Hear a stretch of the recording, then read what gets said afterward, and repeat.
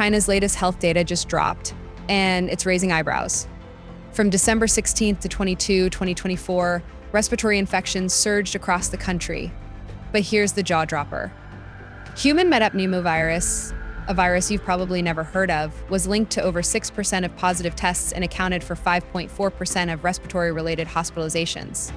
Sounds small? Let me explain why it's not. What's alarming isn't just the numbers, it's who this virus is targeting. The biggest surge is happening among children under 14. Globally, HMPV is estimated to cause 5% to 15% of respiratory illnesses in hospitalized infants. That means 1 out of every 6 hospitalized babies with respiratory issues might be battling this virus. And this isn't just a winter sniffle.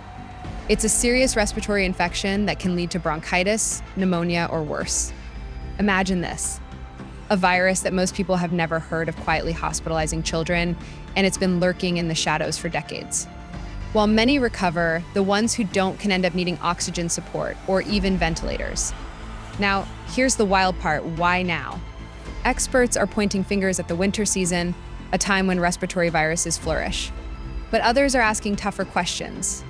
Is this spike just seasonal? Or could this virus be evolving? And what role is China's notoriously vague reporting playing here? If this feels eerily familiar, you're not alone. We've seen these patterns before. Packed hospitals, rising infections, and a lack of clear data.